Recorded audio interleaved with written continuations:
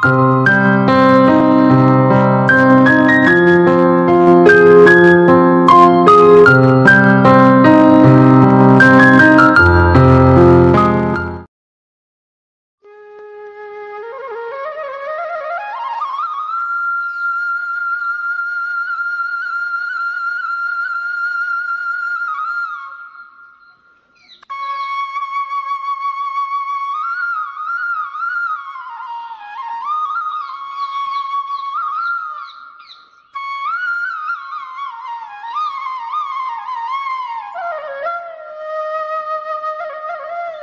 সকাল আমার প্রিয় পরিবার, তোমরা সবাই কেমন আছো?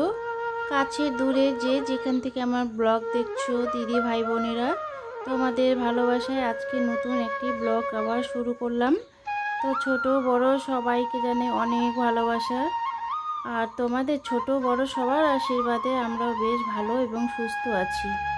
তো আজকে সকালটা এই যে সকালে ফুলের দর্শন দিয়ে আজকের ব্লগটা শুরু করলাম। তো তোমরা সবাই দেখতে থাকো আর সুন্দর করে কমেন্ট করো।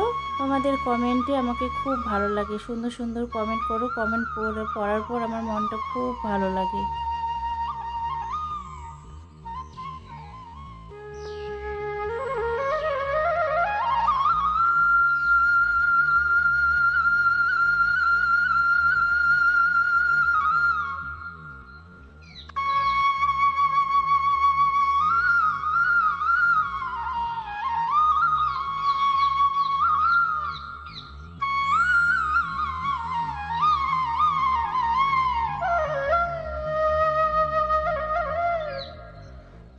এখানে দেখো সকালবেলা প্রতিদিন আমার একটাই কাজ, ঘুম থেকে উঠে ঘর থেকে বেরিয়ে আমি সূর্যদেবকে প্রণাম করি।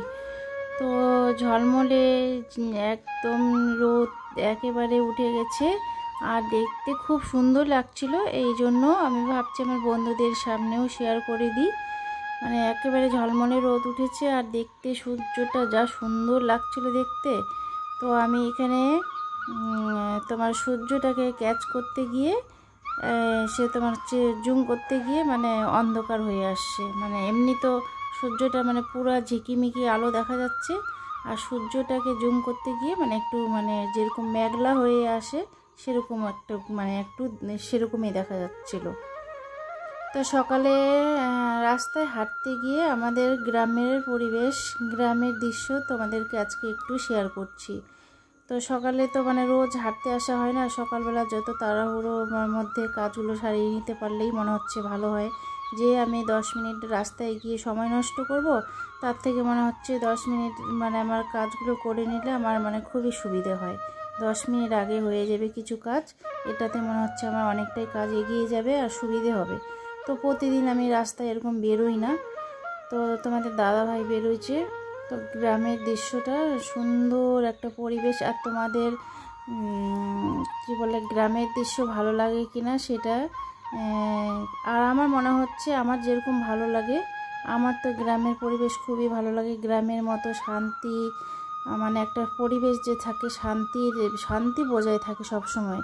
আর গ্রামের টোকটাও মানে রোগ শোক যে একটা থাকে না, রোগ বিরোগ এগুলো খুবই কম হয়, শহরে এগুলো বেশি হয়। তো আমাদের গ্রামের দৃশ্যটা তোমাদেরকে আজকে একটু শেয়ার করলাম। তো দেখো আর অনেক কুমড়ো ফুল হয়েছে খেতে, কুমড়ো ফুল, তারপরে ভুট্টা চাষ, আর কি সৌন্দর্য লাগছে দেখতে গ্রামের পরিবেশটা। তো তোমরা সবাই দেখতে থাকো।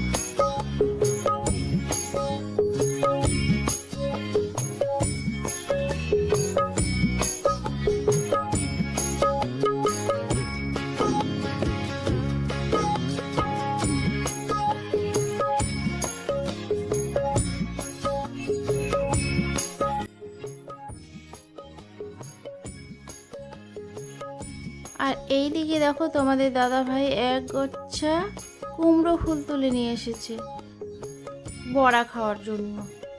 তো আমার তো মানে কুমড়ো ফুলের বড়া আমার কেন আমি ভাবছি আমার মতো মনে হয় সবারই ভালো লাগে।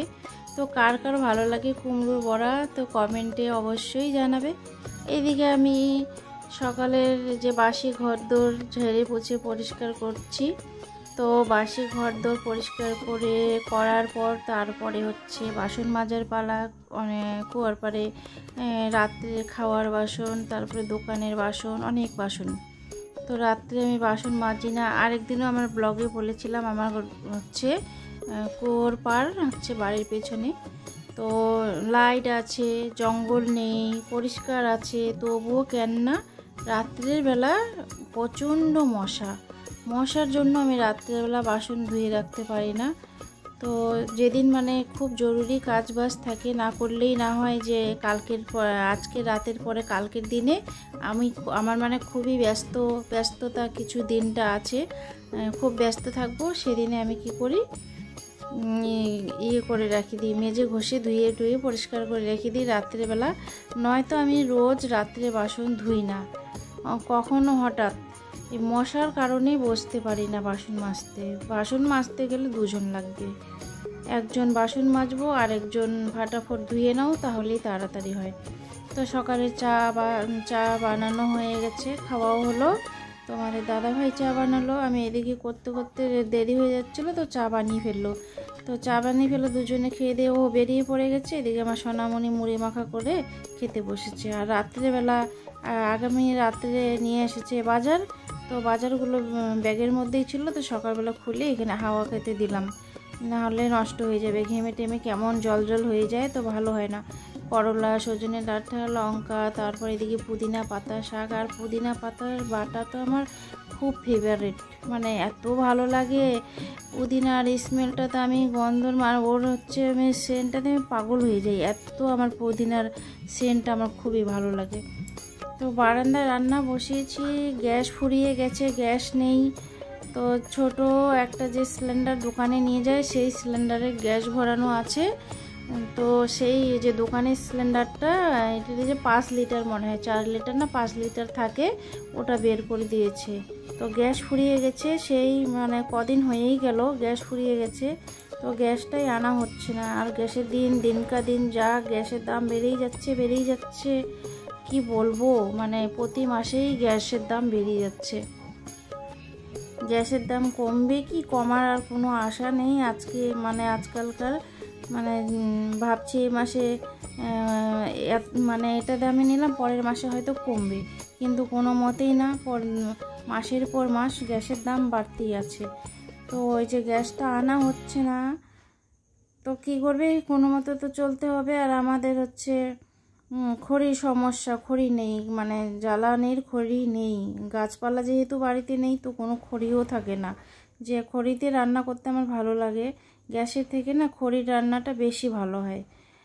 তো অনেকজনে আছে যে মানে উনুনে রান্না করতে পছন্দ করে না, কিন্তু আমার ভালো লাগে রান্না করতে, রান্নাও ফাটাফট হয়ে যায়, খুব ভালো হয় রান্না খেতে। আর এইদিকে আমার ছেলের কীর্তি দেখো, এই যে ছোট্টটাকে বাড়িতে পুষে, এটা বাড়িতে থাকে। কিছুদিন আগে আমার পুরনো বন্ধুরা অনেকটাই জানে, এই দুইজনে জরা আসছিল ভাই বোন, তো ভাইটাকে অন্য কুত্তা কামড়ে মারে ফেলছে। আর এখন বেশ অনেকটাই বড় হয়ে গেছে। একে ভাত দিবে, এর সাথে সাথে কেউ দেখবে যে অন্য 2-1জনও চলে আসে, ওদেরকেও একটু একটু করে মাখে আলাদা আলাদা দেয় খাইতে। তো প্রায় দিনে তো আমাদের বাড়িতে লালু থাকেই, লালুটা তো ওটা আমাদের বাড়িতে মানে থাকেই। ও হচ্ছে দিনের বেলা খাবে দাবে, সারাদিন থাকবে, আর হচ্ছে রাত্রেবেলা কোথায় গিয়ে ঘুমায় জানি না, এই ছোটটাই আমাদের বাড়িতে থাকে। তো ওর সাথে 2-4জন চেনা পরিচিত সবাই আসে, ওকে ভাত খেতে ডাকলে ওরাও আসে। মেজে সিঁড়িতে উল্টে রেখে দিই, তারপরে যখন জলটা ঝরে যায়, জল পড়ে গেলে তারপরে রান্নাঘরে নিয়ে গিয়ে গুছিয়ে রেখে দিই। আর জল শুদ্ধ নিয়ে গেলে না ঘরে কি হয়, জল হয়ে যায়, এই জন্য ঘরে রাখি না।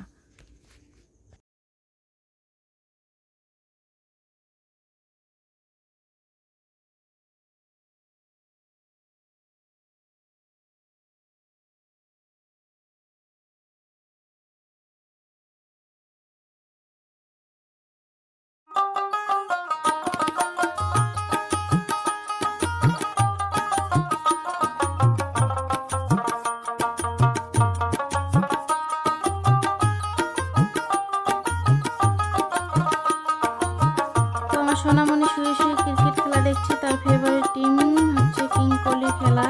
এদিকে যা ঝড় আসুক তুফান আসুক খেলার ম্যাচটা শেষ করবে, তো তারপর খাওয়া দাওয়া করবে। বলছি অনেকটাই টাইম হয়ে গেছে, খেয়ে নে, বলে পরে খাবো।